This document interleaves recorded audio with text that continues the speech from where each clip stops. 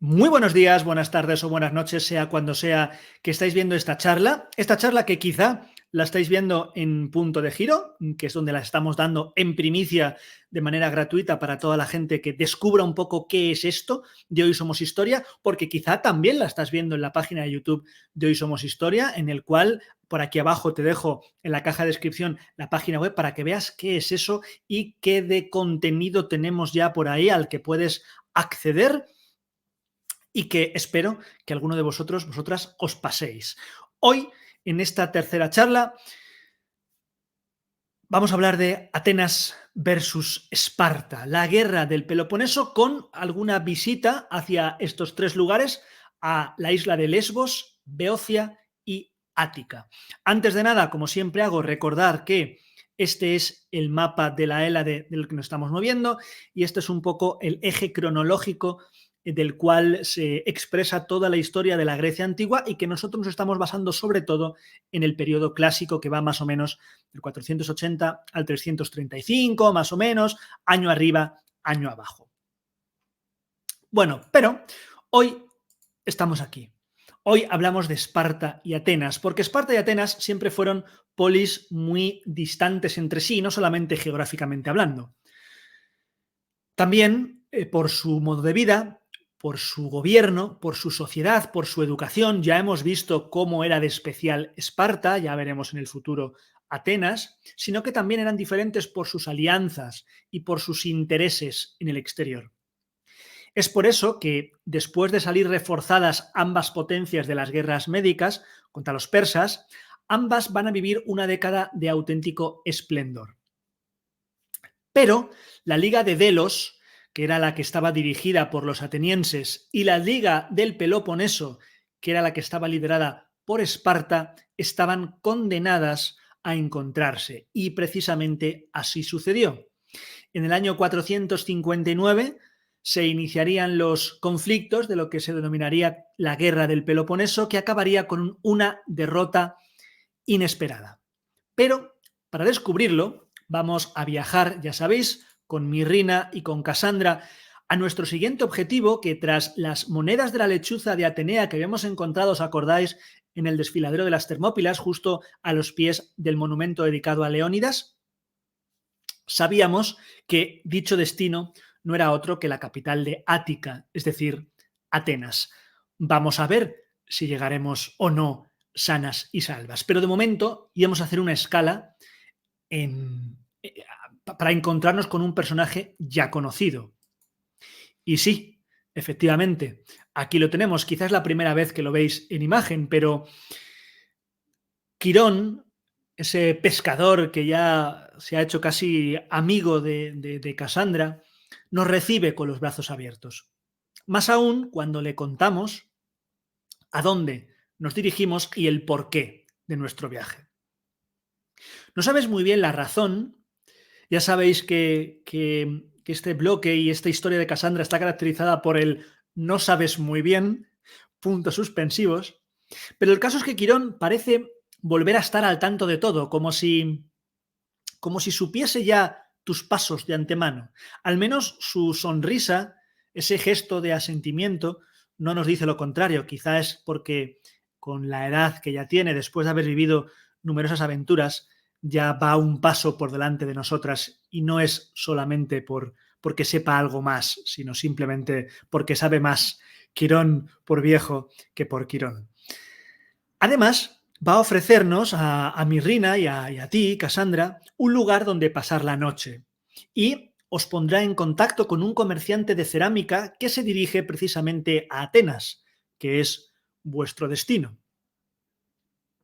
Así que en el momento en el que os está despidiendo, se le escapa vaya, un par de espartanas yendo a Atenas. Solo a ti se te ocurriría esa idea.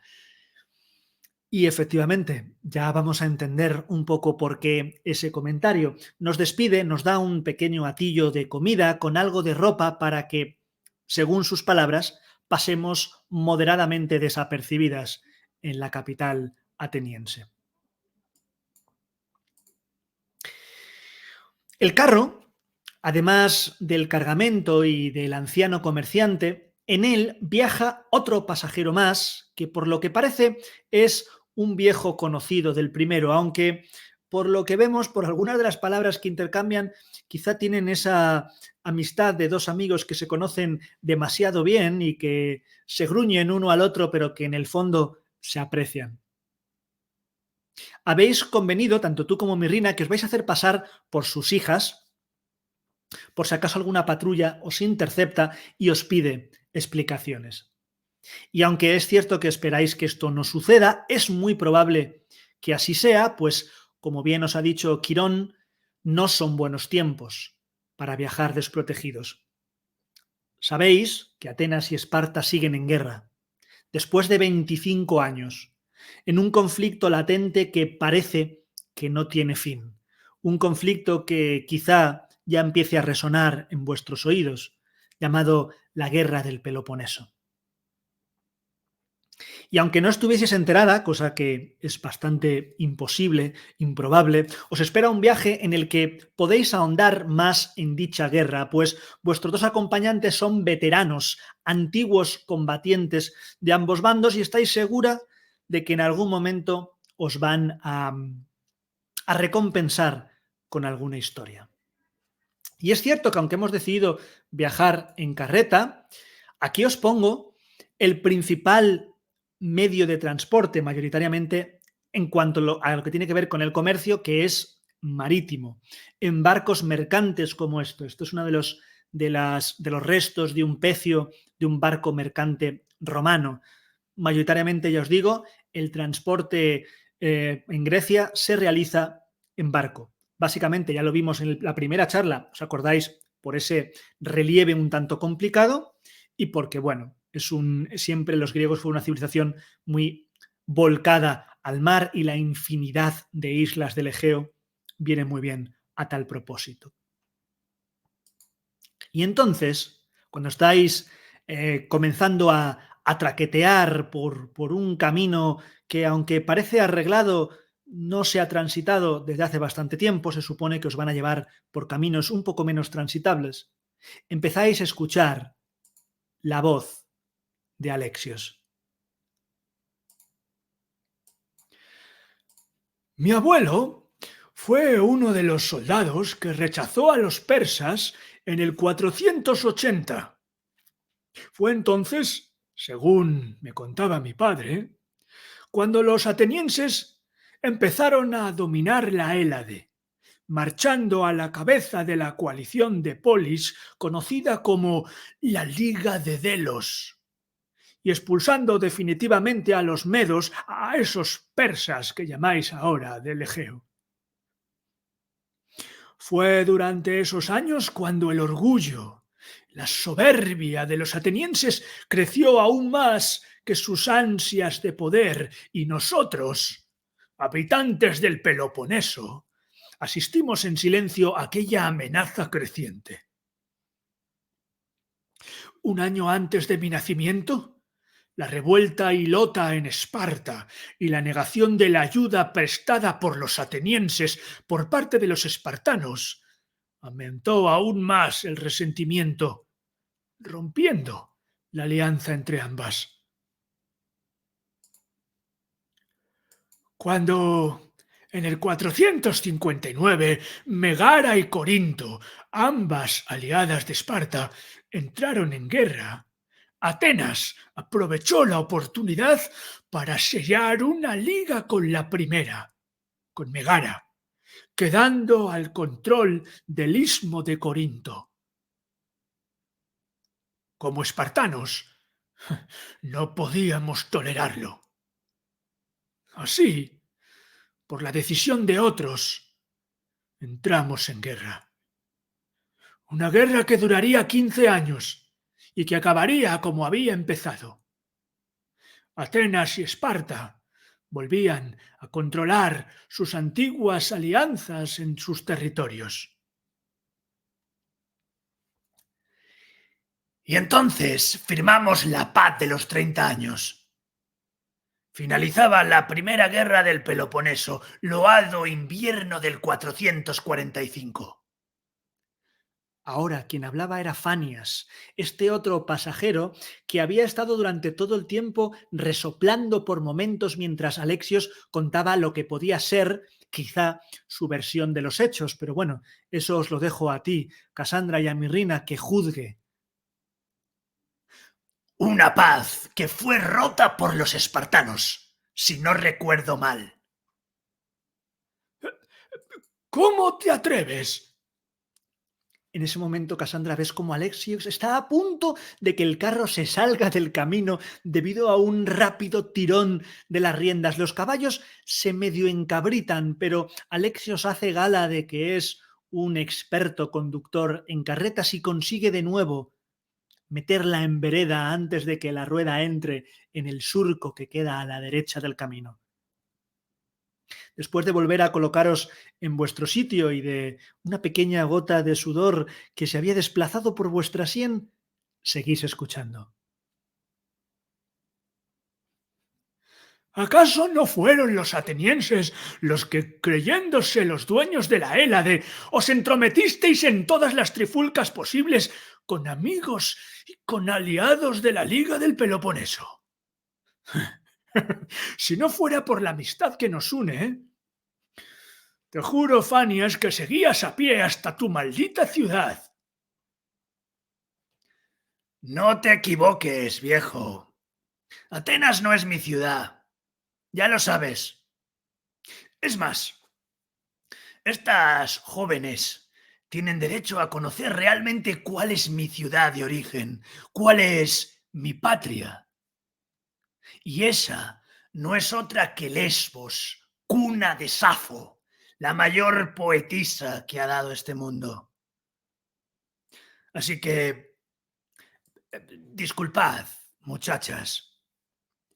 Podría amenizar este viaje con un recuerdo de mi hogar, si me lo permitís.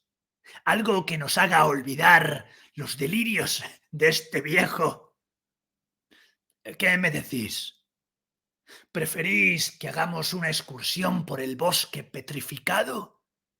¿O quizá una visita a la capital, Mitilene, hogar de Safo? Bueno, pues vamos a escoger.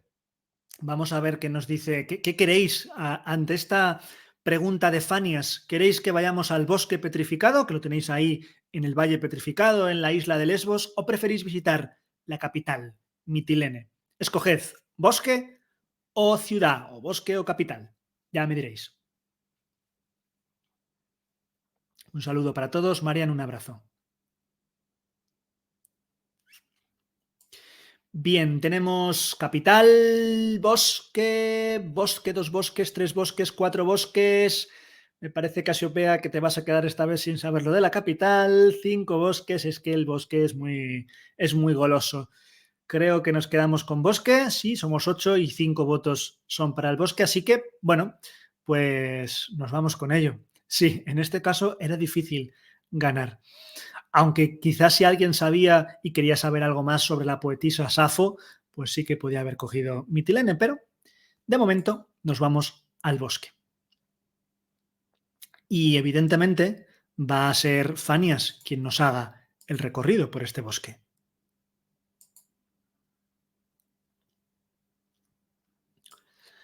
Veréis, muchachas, lo mejor para visitar el bosque es tomar un desayuno en Ereso, la ciudad pesquera del oeste de la isla y lugar de nacimiento de Safo, la famosa poetisa. Pero no es ella de quien quiero hablaros. Desde allí parte un camino al norte, el cual, tras atravesar una angosta garganta, una hendidura casi tan magnífica como la de las Termópilas, llevará al curioso visitante a la linde de un bosque muerto, unas ruinas pavorosas, un lugar donde el corazón se encoge, donde ya puedes alzar tus plegarias a cualquiera de los dioses, porque aquí, amigas, no habita ninguno. Te imagino, Alexios, entrando en este maldito lugar. Lugar donde los árboles parece que sangran.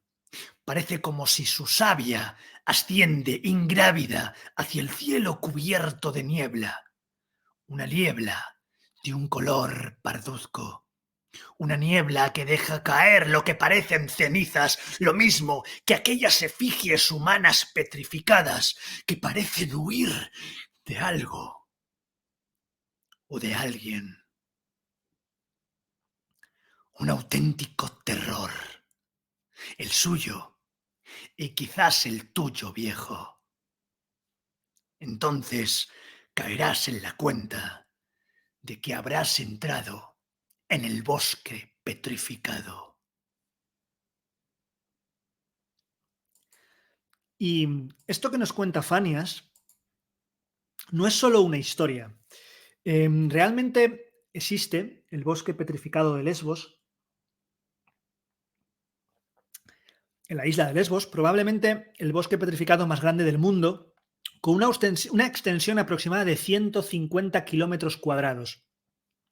¿Y qué es esto del bosque petrificado? Bueno, pues es una formación de restos fosilizados de lo que un día, hace nada, 18 millones de años, fue una enorme masa de plantas y de árboles, es decir, un bosque. Si hoy día fuésemos a este bosque, veríamos cosas como esta.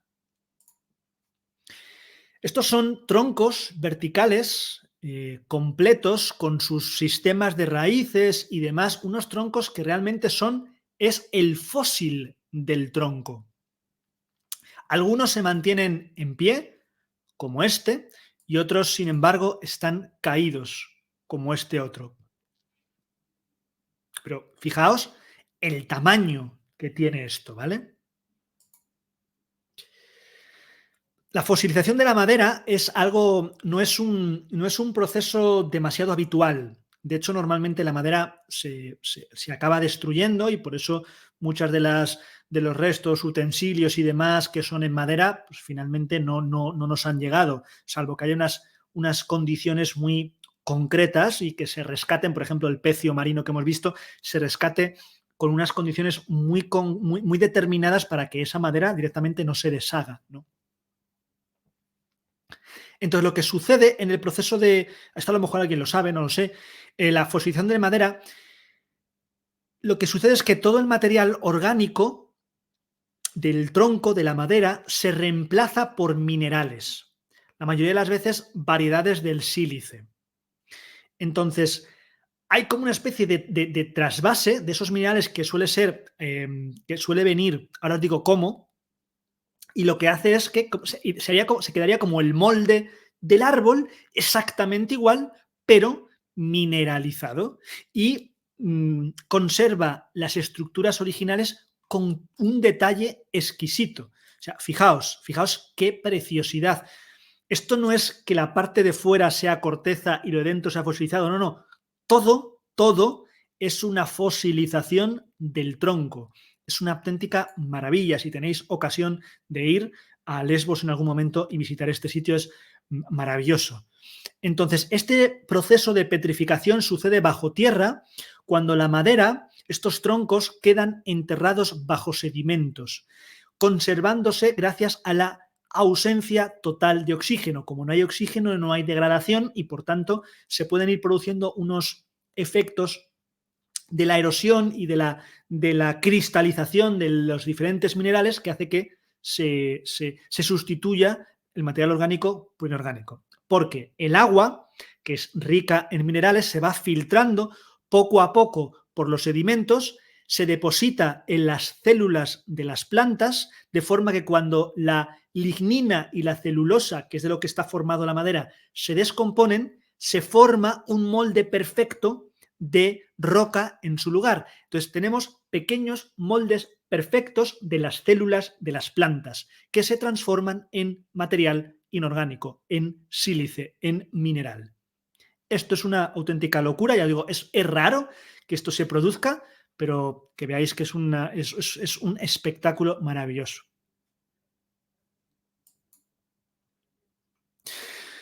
Vamos a volver con Fanias a ver qué nos cuenta.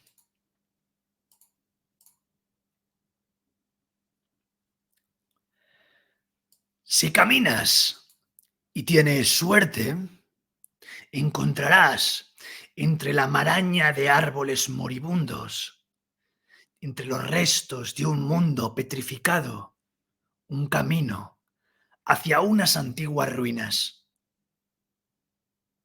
Las ruinas de un templo no construido por la mano del hombre, sino por los mismísimos dioses. Unos dioses que quizá hace mucho que no visitan este lugar. Unas ruinas donde, según dicen, aún mora el espíritu de ella, de una gorgona, de Medusa.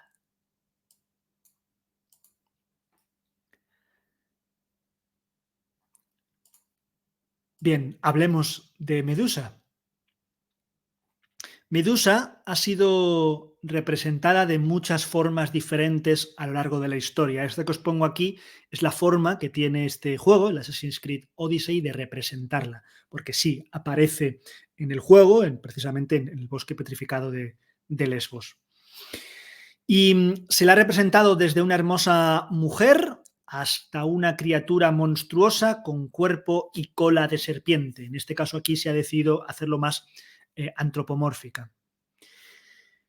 Como cuentan el equipo de producción de Ubisoft, pues en este caso se ha decidido, como veis, pues alejarse un poco de las encarnaciones anteriores y concentrarse en detalles específicos de su aspecto que para nosotros nos llaman la atención, los contemporáneos, y que quizá es con lo que asociamos directamente a Medusa. Estas serpientes que parece que coronan su cabeza, que son típicas de las tres gorgonas, de las tres hermanas, están hechas en el juego con diferentes serpientes que podemos encontrar tanto en las islas como en la Grecia continental.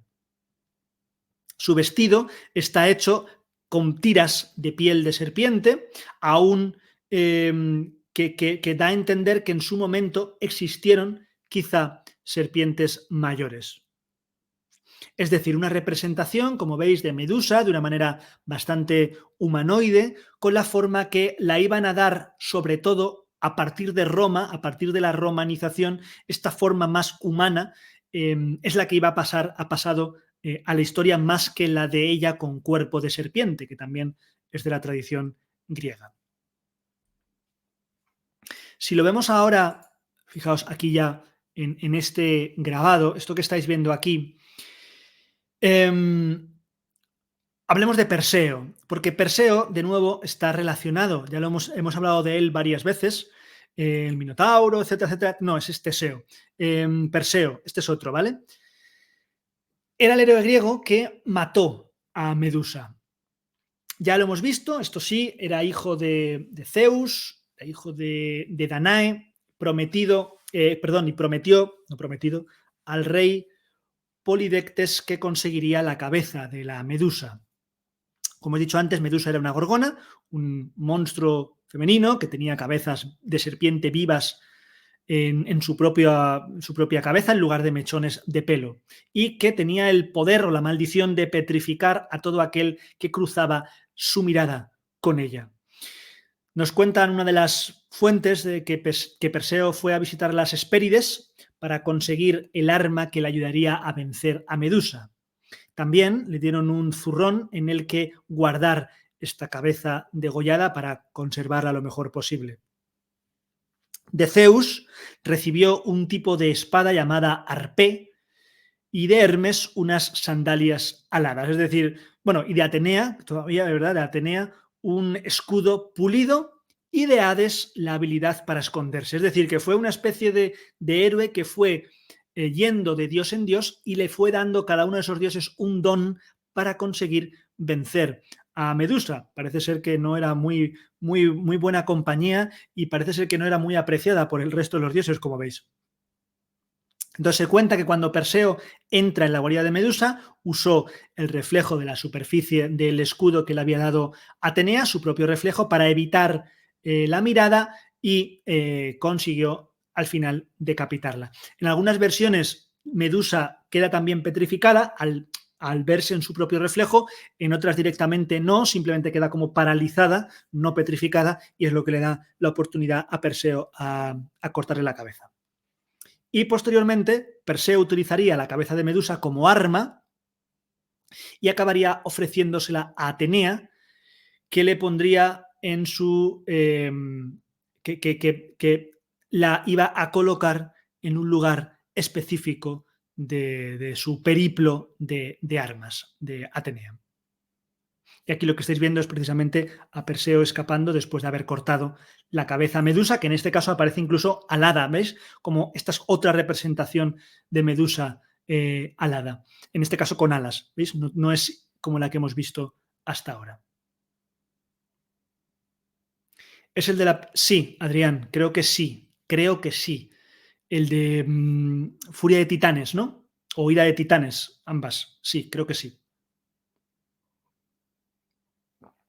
Creo que es él. Vale, pues vamos a continuar. A ver qué nos cuenta Fanias.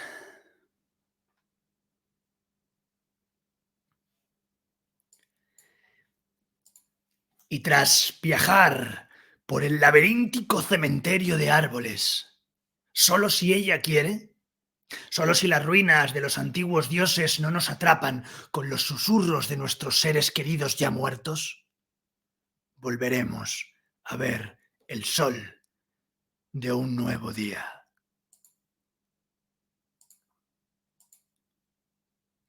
Cuando Fanias acaba la historia, Mirrina sonríe y casi con un pensamiento en alto exclama: si querías que viajásemos a tu hogar, no nos lo has vendido muy bien, precisamente. Y entonces la carcajada de Alexios resonó durante varios minutos.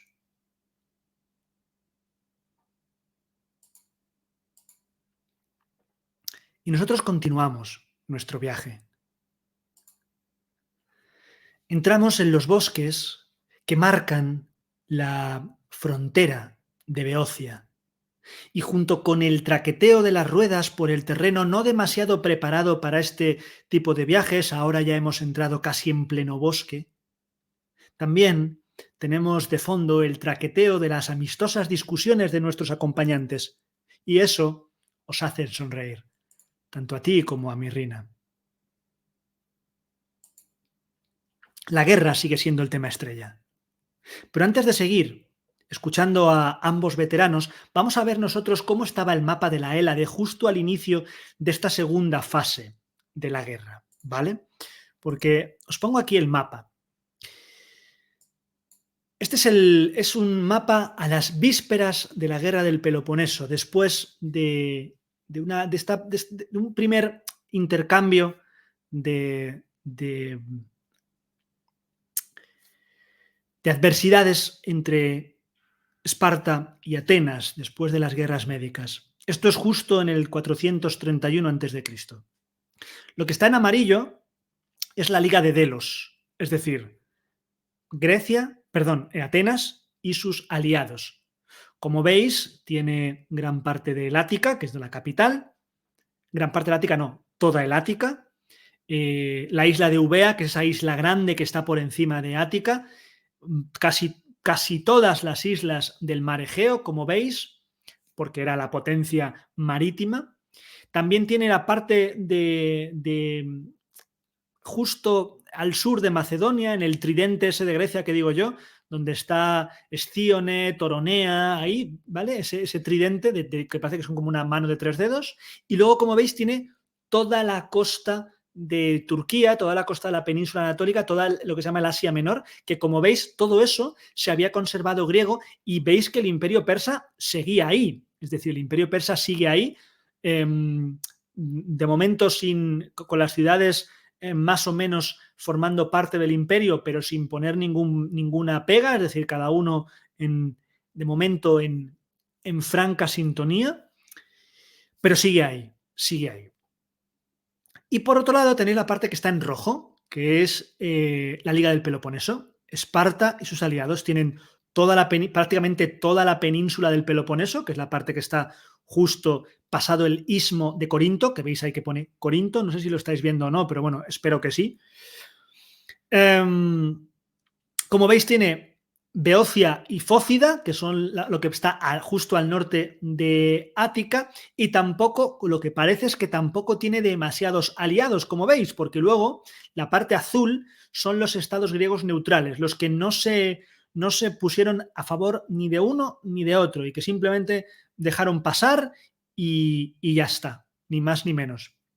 Y tenemos que Macedonia, que está en naranja o en color salmón, por encima de Tesalia, es un tanto particular porque Macedonia ya era un reino y en principio estuvo a su rollo también. Es decir, como sin formar parte de ninguna de las dos guerras, un poco fraguando lo que con el tiempo sería el siguiente gran imperio que nacería precisamente ahí, en Macedonia.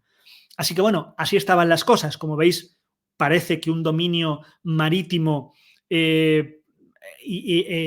insular de la Liga de Atenas, de la Liga de Delos, y luego un dominio terrestre por parte de la Liga del Peloponeso. ¿Vale? Bueno, ya vemos entonces cómo ha empezado todo esto. Ahora vamos a ver ya un poco el desarrollo propiamente dicho.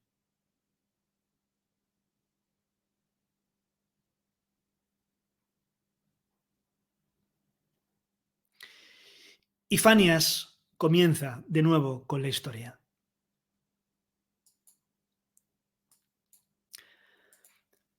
Para ser justos, fue Tebas, capital de Beocia, la que desencadenó la Segunda Guerra atacando Platea, aliada de Atenas, en el 431. Y esta vez, Cassandra, te das cuenta de que Fanias parece que está siendo mucho más cauto con su compañero espartano.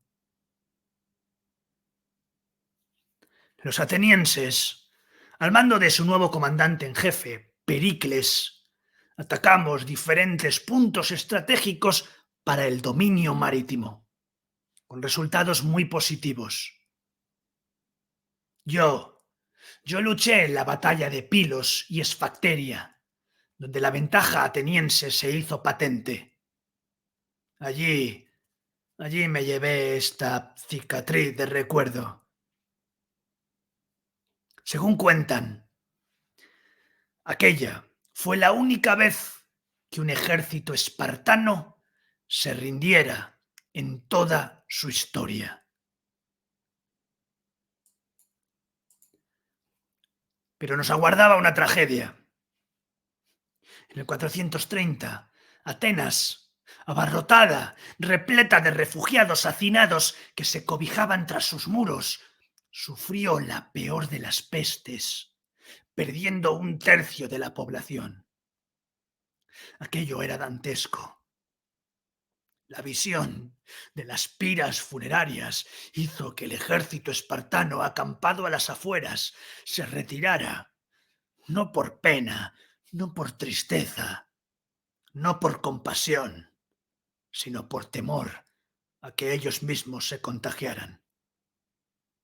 Fue ahí donde Pericles, junto a miles de soldados, pereció.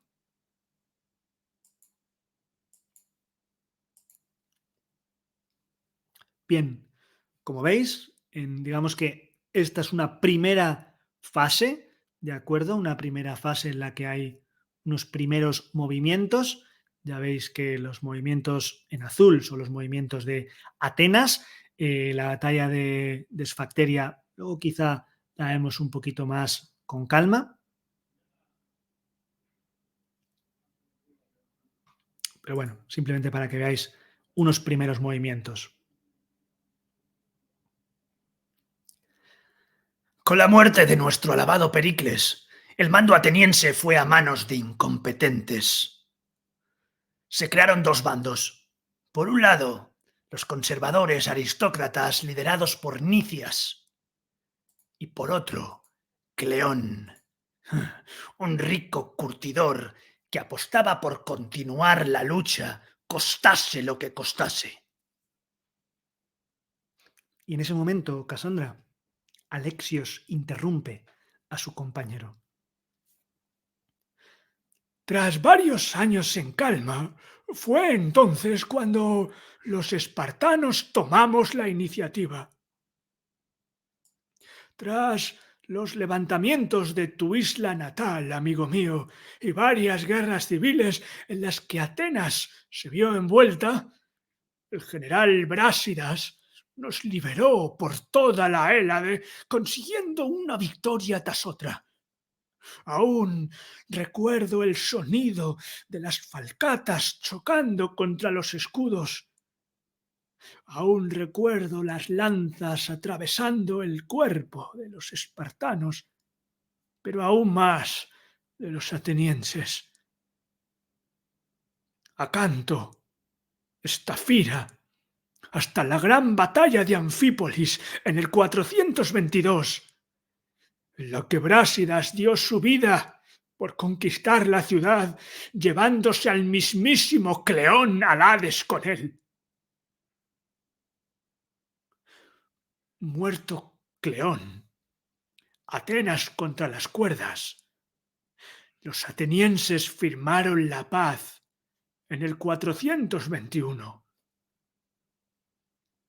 Lo que ocurriría después, Lo que ocurrió después es mejor olvidarlo. Fue un desastre, un absoluto desastre del que Atenas jamás se recuperaría.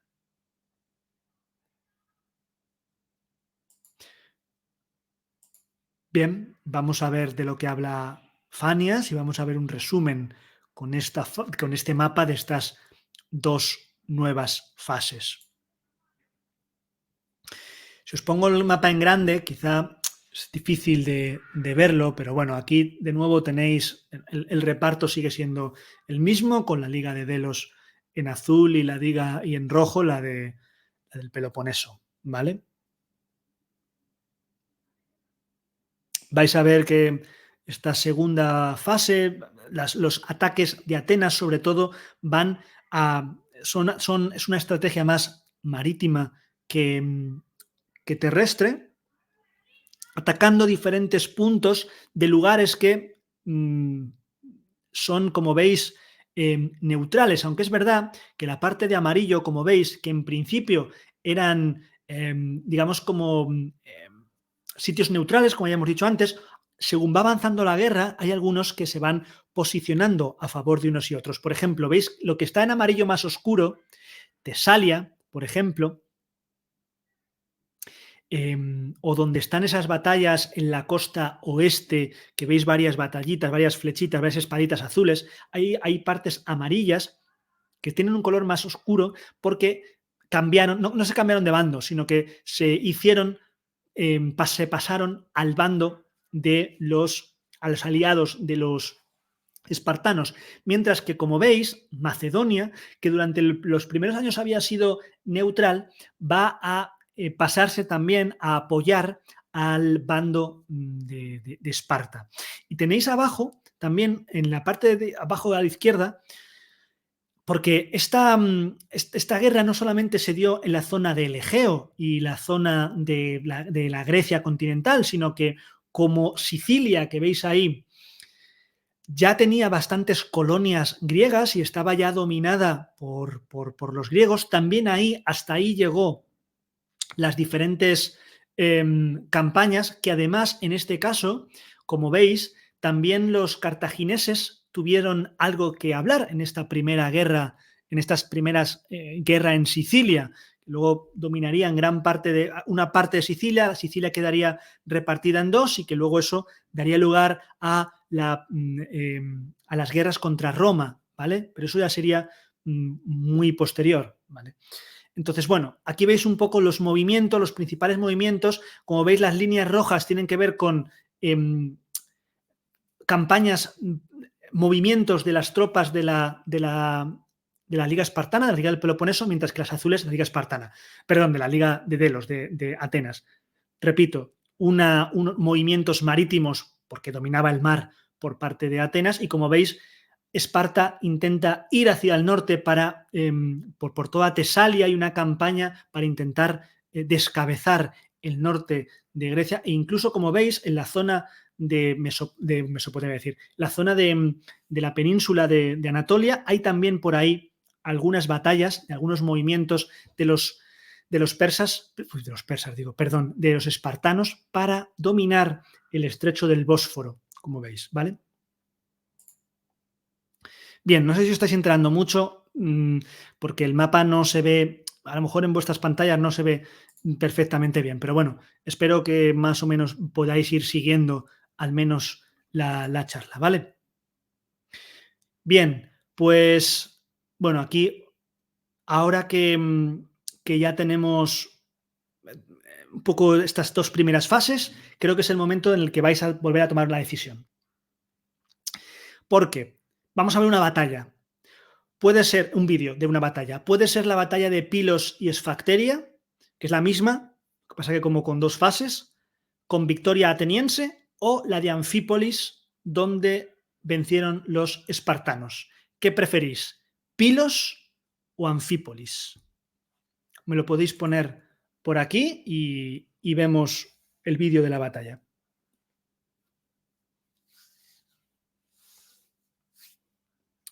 Mientras bebo un poquito de agua.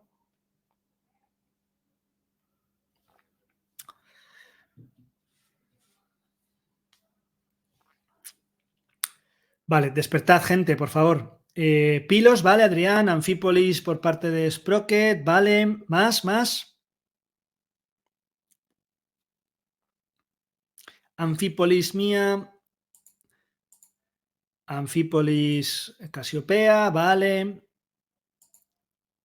Anfípolis Tesinami, vale. Pues me parece que en este caso nos vamos a la batalla de Anfípolis, así que voy a colocaros aquí el vídeo.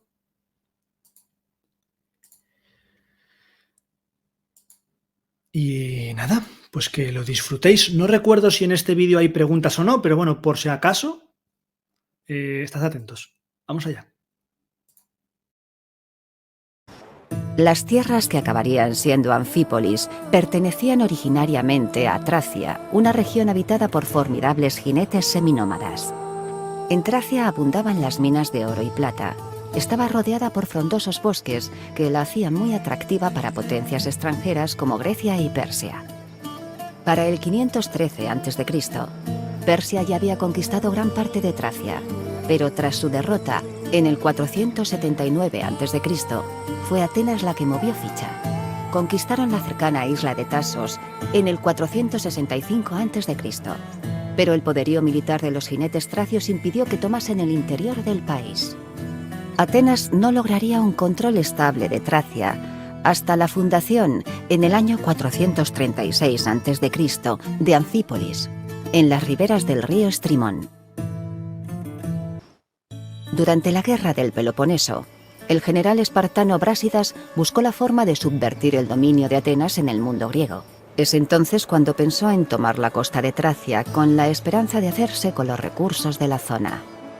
Brásidas sabía que muchos de los griegos que vivían en Tracia odiaban la codicia y la brutalidad de sus vecinos atenienses y decidió sacar partido de la situación. Puso en marcha una expedición hacia Anfípolis acompañado de 1000 hoplitas y 700 hilotas y llegó a la ciudad el invierno del año 424 a.C.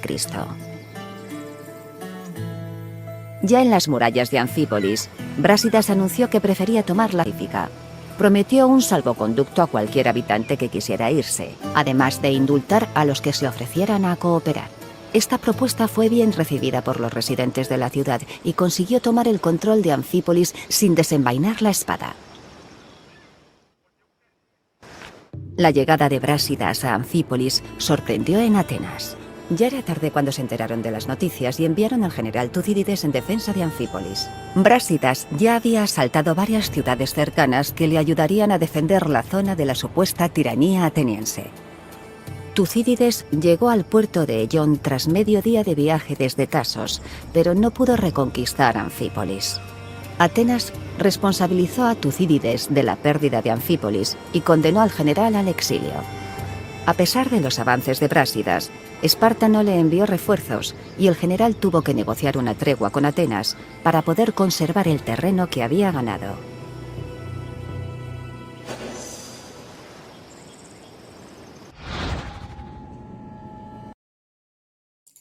Paro aquí un momento el vídeo para que veáis dónde estaba la zona de Tracia, ¿vale? Por si acaso cuando lo estaba comentando no lo estabais situando en el mapa, bueno, pues ya veis que Tracia es esta zona que está aquí y aquí donde está Anfípolis, ¿vale? Seguimos con el vídeo. La forma de afrontar el problema de Anfípolis dividió a Atenas. El político Nicias y la ciudad de Esparta tenían la esperanza de poder negociar la paz. Sin embargo, el popular estadista y general ateniense Cleón pretendía seguir luchando. La indecisión se prolongó hasta el 422 a.C., cuando Cleón fue elegido estratega de Atenas. Esta decisión dejó claro que la ciudad estaba a favor de la guerra. La tregua se interrumpió y Cleón comenzó el trayecto hacia Anfípolis, reconquistando por el camino las pequeñas ciudades que había tomado Brásidas. Al llegar al puerto de Ellón, Cleón pidió al rey de Macedonia la ayuda de sus tropas. También contrató a varios mercenarios tracios para engordar sus filas. Después, lo único que podía hacer Cleón era esperar al resto de sus refuerzos. Mientras esperaban, las fuerzas atenienses empezaron a resentirse de las dudas de Cleón. Lo veían como a un incompetente, sobre todo comparado con su adversario Brásidas. Consciente de la tensión, Cleón decidió actuar sin esperar a que llegasen los refuerzos. Partió del puerto de Ellón para observar Anfípolis y levantó un campamento en una colina cercana. Para sorpresa de Cleón, Anfípolis parecía estar desprotegida y sin guardias apostados en las puertas y murallas de la ciudad.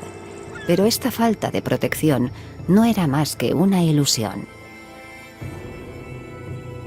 Aún así, al ver el panorama, Cleón lamentó no haber traído torres de madera que le habrían permitido reconquistar la ciudad con facilidad. Brásidas ordenó a sus tropas posicionarse en una zona boscosa cercana para ver el ejército de Cleón. Cuando los atenienses empezaron a acercarse para acampar, Brásidas regresó a Anfípolis.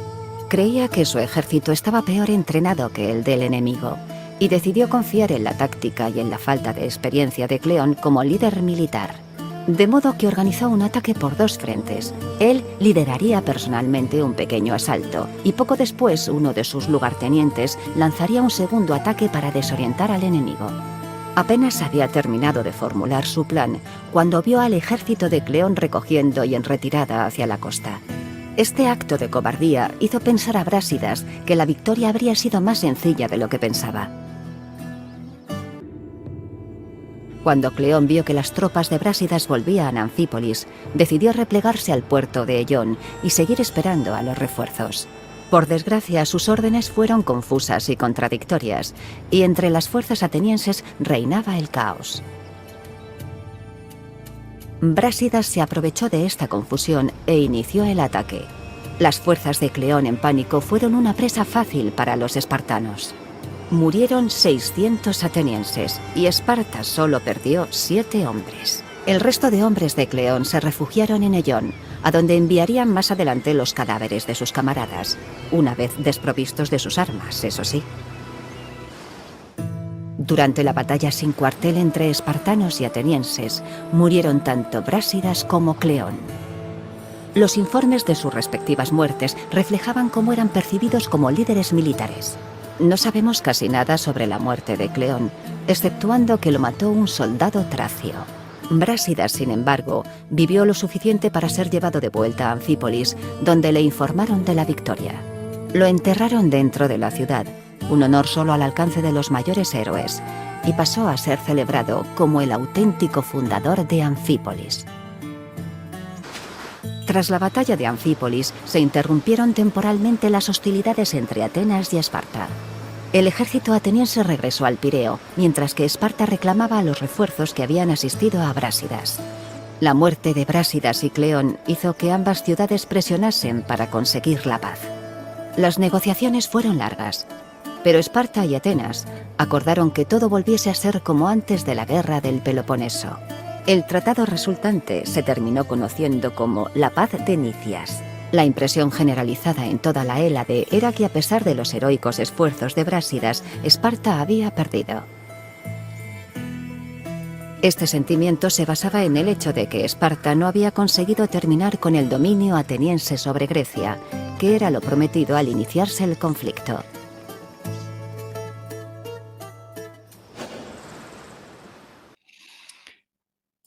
Bueno, pues dejamos aquí esta batalla, este vídeo con respecto a la batalla. Espero que os haya quedado más o menos clara. Ahora nosotros vamos a volver otra vez un poquito para atrás para comentar también la paz de Nicias y demás.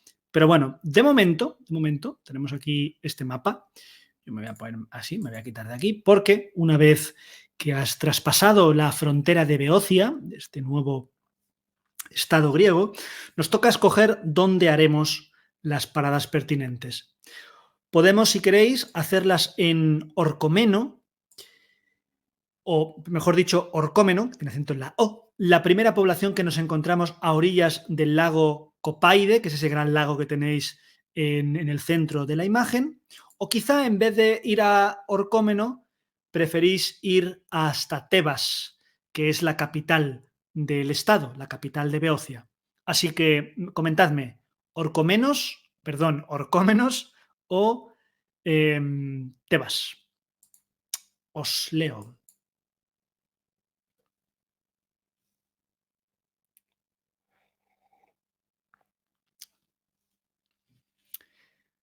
Adrián quiere Tebas, Sprocket Tebas, Mía también. Casiopea sé que quiere Orcómenos, vale. Es que Tebas suena como muy bien, ¿no? A todo el mundo le suena la Tebas egipcia y entonces rápidamente nos vamos con esta Tebas. Pues creo que sí, que es verdad que esta no la ganas. Vale, pues efectivamente, vámonos con Tebas. Voy a quitar de aquí.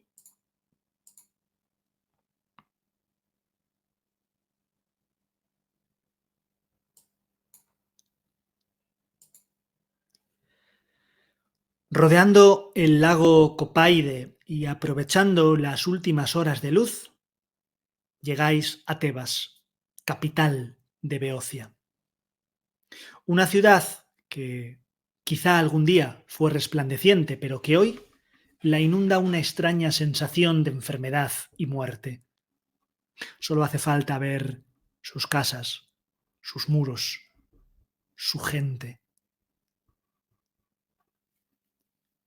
La tradición más difundida dice que Tebas fue fundada por Cadmo, hijo de Agenor, rey de Fenicia, en el lugar donde, aconsejado por un oráculo, se había dejado caer una vaca. Dio a la ciudad el nombre de Cadmea. Según la mitología griega, Cadmo mató un dragón y, aconsejado por Atenea, sembró sus dientes, de donde nacieron los espartos, que ayudaron a Cadmo a construir la ciudad y que se consideraban antepasados de las familias nobles tebanas. He dicho espartanos, ¿vale? Porque he dicho espartos, suena terriblemente mal. Vale. En Cadmea se celebró la boda entre Cadmo y Armonía, con H, a la que asistieron todos los dioses. Si dejamos un poco la tradición a un lado y nos basamos en datos arqueológicos, aquí tenéis una vista de lo que las ruinas de Tebas actualmente, los primeros indicios de un posible asentamiento, más allá de esta leyenda, en zonas próximas a Tebas, nos darían fechas que lo remontan al Neolítico. Desde el principio de la Edad del Bronce, aproximadamente desde el 2800 a.C., más o menos, es cuando ya tenemos restos y Tebas fue habitada ininterrumpidamente hasta la actualidad. No aquí, en la ciudad nueva, pero bueno, Es aquí, entre sus piedras, Casandra, donde rememoras como en los años heroicos todas las grandes expediciones panhelénicas tienen a Tebas como punto de referencia. El viaje de los argonautas es casi una cuestión de Beocia, mientras la expedición de Troya se organizó en Tebas. De tierras tebanas salió Edipo cuando descubrió que había matado a su padre y se había casado con su madre. Y de tierras tebanas, sus hijos, Eteocles y Polinices, se disputaron el trono de la ciudad.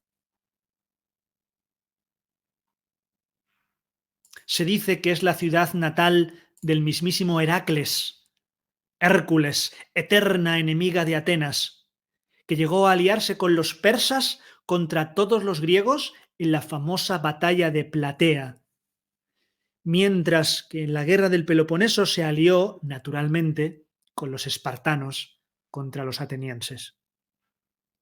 Sin embargo, poco más tarde, su temor por el poder creciente de Esparta condujo a una guerra civil y hubo un conflicto con estos espartanos sobre Esparta, se impuso Tebas. Y durante un periodo de tiempo, breve pero importante, Tebas fue la ciudad más importante de Grecia y su hegemonía en la Hélade, tanto por encima de Atenas como de Esparta. Sin embargo, en el año 335 a.C. llegaría un tal Alejandro Magno que destruyó completamente la ciudad, respetando únicamente la casa del poeta Píndaro. 20 años más tarde, en el 315, sería reconstruida por Casandro de Macedonia para volver a ser destruida por los romanos en el siglo II a.C.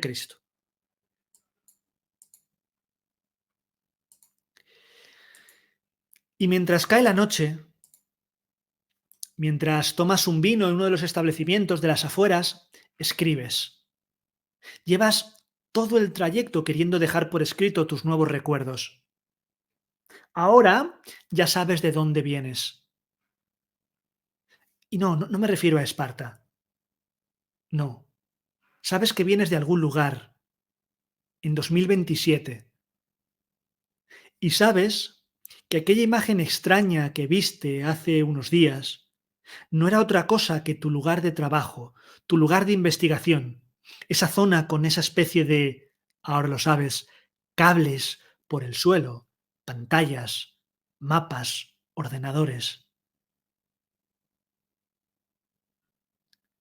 Es tu trabajo. Viajar a través del tiempo y el espacio siempre se asoció a otros mundos, a otros planetas, pero nunca en nuestro propio mundo, en nuestra propia civilización.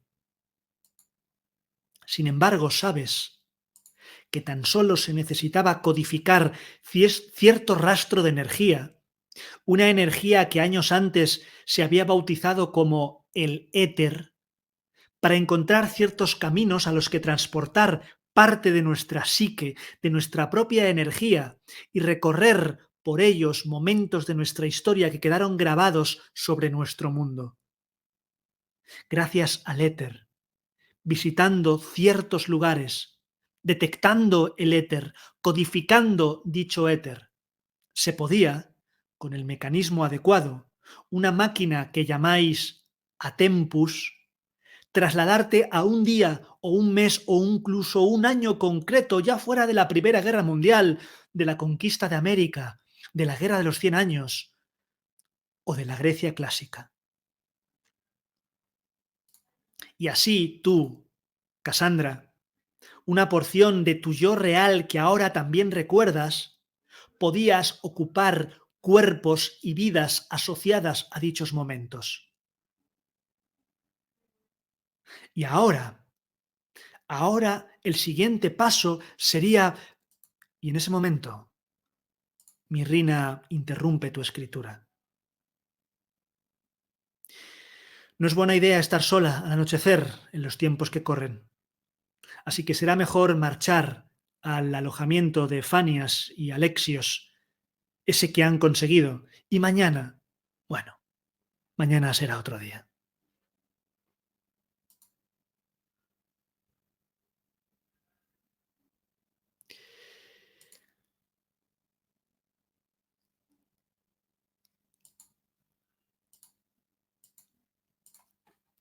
Los primeros puestos fronterizos atenienses aparecen y los ves, Casandra, nada más cruzar la frontera del Ática, el extenso territorio dominado por Atenas.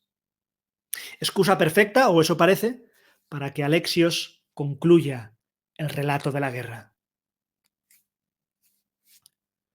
Tras el desastre en Sicilia, en el 413, los espartanos asumimos la iniciativa, pactando con la que otrora fuera la enemiga de todos los helenos, pactando con Persia.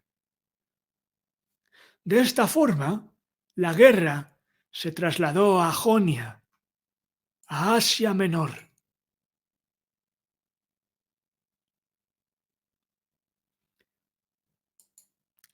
Aquí veis precisamente lo que está diciendo Fanias. La segunda parte de la guerra no es la que en este mapa veis alrededor de lo que es, lo que es Grecia, ¿no? Sino la otra parte, la parte de Asia Menor, que son esa expedición en rojo que os decía antes, de la zona de lo que hoy sería el Bósforo y demás, precisamente porque los espartanos se habían asociado con los persas para intentar, pues eso, destruir de una vez por todas el dominio ateniense. A partir de ese momento, los atenienses lanzaron varios ataques en la zona del Helesponto, que forzaron la rendición de nuestras filas. Sin embargo, nada estaba decidido, pues Atenas sufriría en Éfeso, hace justo un año, en el 407, una humillación en su propio terreno. Una batalla naval. Ahora, corrígeme si me equivoco, Fanias. Llegan noticias de una derrota aplastante de los atenienses en Egospótamos, donde la flota ateniense ha caído en manos del general espartano Lisandro.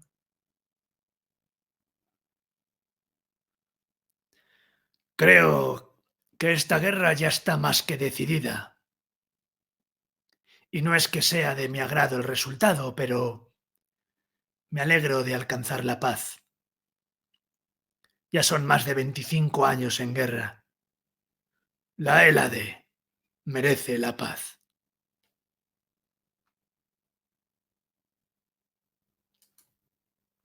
Y efectivamente, Fanias tiene razón. 2 años más tarde, en el 404, Atenas, sitiada por tierra y sin flota, tenía que capitular. Ante algunos miembros de la Liga del Peloponeso que pedían la total y absoluta destrucción de Atenas, Esparta finalmente prefirió una enemiga vencida y desarmada, integrada en la propia liga de la que ella era ahora el principal cabeza, quizá más que por respeto, por frenar el ansia de poder de otra gran polis, que era Corinto.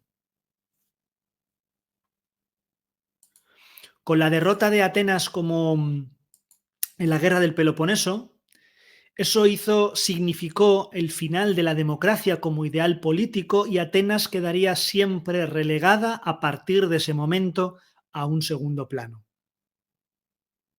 Pero las consecuencias fueron más allá y toda la Hélade se vio afectada. En primer lugar, por las tremendas deudas que la Liga del Peloponeso había contraído con los persas. Por otro lado, la piratería Al no existir ahora una flota ateniense que la controlase, empezó a acampar a sus anchas por el Egeo. Además de la crisis moral e ideológica que suponía el término o el darse cuenta de que durante más de 25 años, casi hermanos, casi de la misma lugar de nacimiento, habían estado peleando unos contra los otros. Todo ello, por supuesto, sin tener en cuenta las grandes pérdidas humanas. Por tanto, a partir de la guerra del Peloponeso, Esparta va a mantener el control hasta que otra gran potencia, en este caso Tebas, como hemos visto antes, le asestará un golpe importante y, por otro lado, Filipo II, rey de Macedonia, acabará por conquistando finalmente toda Grecia, a lo que su hijo Alejandro afianzaría el control y el dominio de lo que una vez habían sido grandes potencias como Esparta, Atenas, Tebas, Corinto, etc. Y en este mapa os he querido poner, digamos, como toda la guerra del Peloponeso, con desde 431 a 404, con los acontecimientos clave en cada una de las fases, para que os quede bien claro. La primera fase, que son los primeros 10 años, con una especie de empate, que aquí es donde estaría la batalla de Pilos y Esfacteria, que la veis ahí abajo al sur de la península del Peloponeso, o la batalla de Anfípolis, que es esa primera que vimos, que está arriba, ¿vale?, en la zona de Tracia. Una segunda fase que había sido un interludio en el cual pues, no había habido guerra después de la paz que se había alcanzado en Anfípolis, pero que sí que había habido una expedición a Sicilia donde la segunda fase se había, digamos que, centrado en la zona de Sicilia, y una última fase que iba del 413 al 404, donde, como veis, la guerra se traslada hacia Asia Menor, hacia el otro lado del Egeo, con la victoria decisiva de los espartanos. ¿Sí? ¿Dudas? Vale.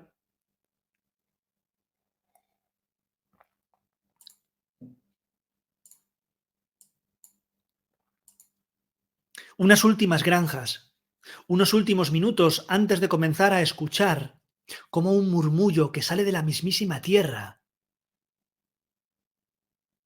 como un zumbido, como una nota distendida en el tiempo empieza a llegar hasta tus oídos, como el sonido de la gran ciudad de Atenas hace acto de presencia kilómetros antes de llegar.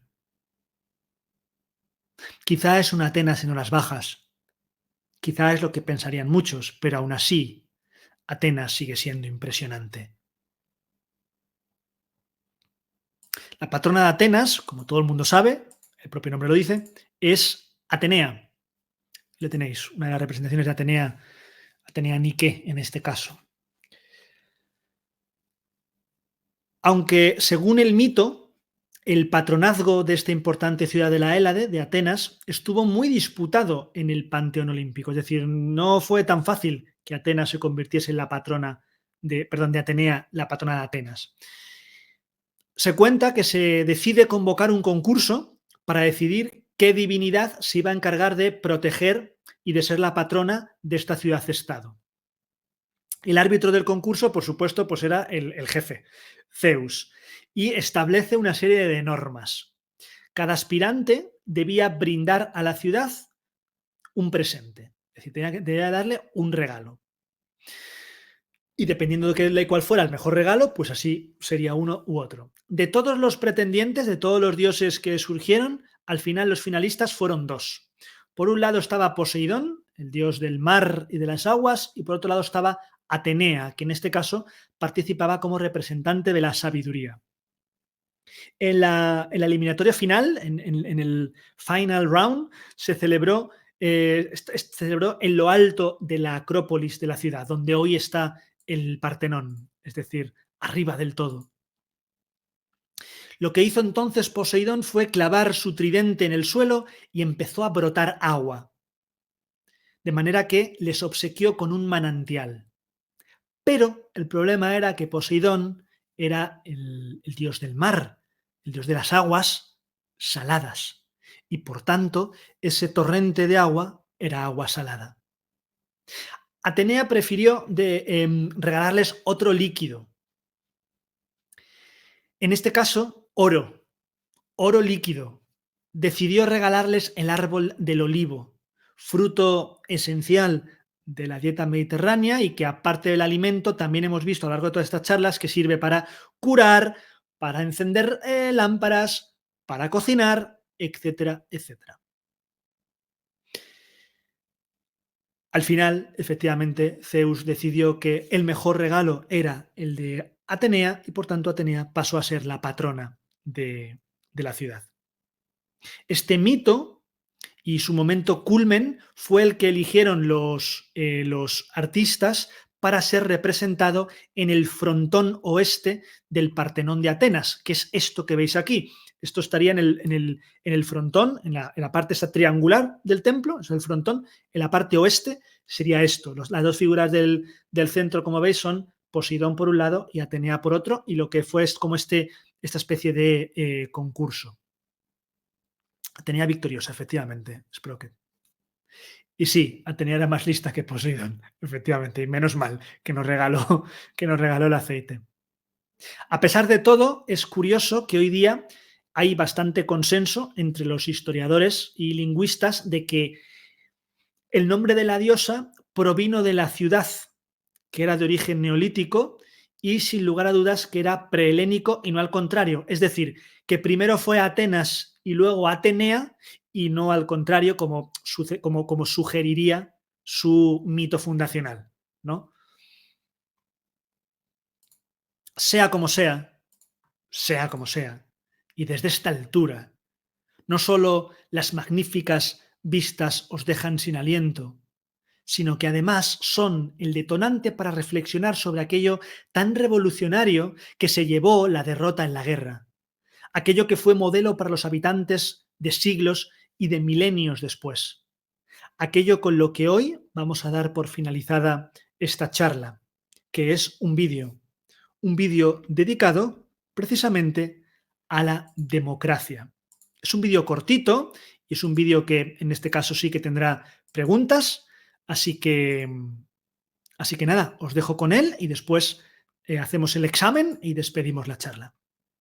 Vamos allá.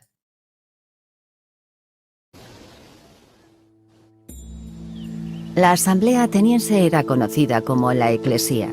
Se reunía en el Nix 40 veces al año para discutir sobre asuntos públicos, y cada sesión podía durar varias horas. Se cree que el significado de Nix sería algo parecido a reunión abarrotada. Puede que haga referencia a que en ocasiones durante las reuniones de la Eclesía, el sitio estaba tan lleno que los ciudadanos participantes estaban literalmente hombro con hombro. Todos los ciudadanos varones podían participar directamente en el proceso democrático. Los mayores de 20 años tenían voz y voto, y los mayores de 30 podían ser candidatos a magistrado, un puesto superior. Durante el período clásico de Atenas, había aproximadamente 30.000 ciudadanos. Para hacer borradores y aprobar decretos, tenían que acudir a la reunión al menos 6.000. A las reuniones de la Eclesía, acudían ciudadanos de los 10 distritos de Ática. Estas reuniones eran presididas por los pritanos, el Consejo Ejecutivo. Cada sesión comenzaba con un sacrificio a Zeus Agoraios, el patrón de la asamblea. Durante la reunión, los ciudadanos daban discursos desde la plataforma del Nix acerca de los problemas de la ciudad. Después, los asistentes a la asamblea votaban a mano alzada sobre el problema en cuestión. La Eclesía decidía sobre asuntos importantes como la importación de grano, los gastos y las declaraciones de guerra. Aunque no promulgaba leyes directamente, influía en la designación de legisladores, lo que le confería un papel crucial en las operaciones diarias de la ciudad.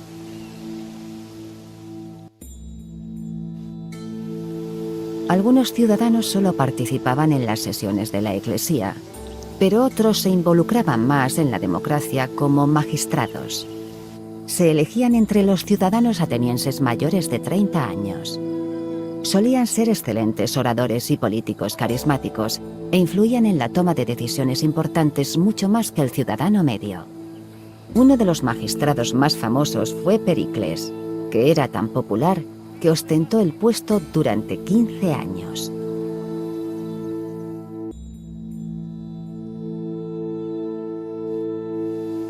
En teoría, cualquier ciudadano ateniense de más de 20 años tenía derecho a participar en la asamblea. Pero algunos vivían lejos de la ciudad y otros no podían permitirse perder un día de trabajo para asistir a las reuniones. Por esta razón, en el siglo IV a.C., la ciudad introdujo una paga especial, el mistos eclesiásticos, destinado a fomentar la participación. Al principio era de 2 óbolos, pero el político Cleón lo subió a 3. Atenas introdujo innovaciones que influyeron enormemente en la sociedad moderna en campos como el teatro, la arquitectura o la filosofía. Sin embargo, su mayor contribución fue el gobierno democrático, que presentaba el concepto de ciudad gobernada por sus ciudadanos. La decisión de adoptar el sistema democrático, tomada en el año 508 a.C., dio forma a la civilización tal y como la conocemos y hoy sigue afectándonos. Hola otra vez, errante. Seguro que has disfrutado conociendo el funcionamiento interno de la ciudad. ¿Qué otra cosa te apetecería hacer? Empezaremos con una pregunta fácil, pues... ¿aproximadamente cuántos habitantes tenía Atenas en mi época? ¿Aproximadamente cuántos habitantes tenía Atenas en época de Aspasia, que es la mujer de Pericles, por cierto? ¿3.000, 30.000, 300.000 o 30 muchos millones? 30.000, 30.000, 30.000... Adrián, dedos rápidos, vuelve a ser el más rápido del oeste. Vale, pues vamos a ver si es 30.000, pero bueno, de momento todos acertados. Venga, a ver qué nos dice Aspasia. Correcto, Adrián. Sí, en Atenas había aproximadamente unos 30.000 ciudadanos, aunque la población total era mucho más grande. A por la siguiente pregunta. Vamos a por otra. ¿Cuál de los siguientes fue un famoso magistrado ateniense? ¿Cuál de los siguientes fue un famoso magistrado ateniense? ¿Leónidas, Perseo, Platón o Pericles? Pim, pim, pim, pim, pim, pim, pim, pim, pim, pim, pim, pim, pim, pim, pim, pim, pim, pim. Pim, pim, pim, pim, pim. Es imposible. O sea, Adrián creo que tiene un ordenador que está conectado al Starlink este de Elon Musk, porque es imposible, ¿no? No hay nadie más rápido que Adrián. Pericles de nuevo, Adrián. Pues otra que va para Adrián, señores. Sí. Pericles fue un magistrado enormemente popular que consiguió mantener el puesto 15 años. Hay que darle Solo F5 queda de vez una en pregunta. cuando para que el directo vaya bien. ¿Qué significa la palabra Nix? ¿Qué significa la palabra Nix? Punto de encuentro, reunión abarrotada, plataforma para discursos, lugar de gobierno. Oh my God, quéjate a Yastel, Sprocket. Le pones de ejemplo esto. Nix, punto de encuentro, reunión abarrotada, plataforma para discursos, lugar de gobierno. Esta es más larga, ¿eh? Hay que escribir bien, Casiopea. Hay que escribir bien. Casiopea ha estado a punto de arrebatarle los dedos rápidos, pero el reunicor abarrotada no ha colado. Así que finalmente Adrián, que había sido un pelín más lento, pero la escribió correctamente, se va a llevar, creo, el 3 de 3. Oh my God, Adrián. Invicto. Correcto. El Nix solía estar lleno de ciudadanos que acudían a las reuniones de la Iglesia. Enorme, Adrián. Sabes tanto de democracia que te podrías dedicar a la política. No, por Bien favor. hecho, errante. No Muy dediques a la bien. política. Hasta luego, errante. Chao, Aspasia. En fin, En fin, pues sí, con Atenas aquí de fondo y después de esta lección de lo que, según dice el vídeo, hoy nos influye en nuestro mundo más que nada para darle patadas, que es la democracia, vamos a dejar esta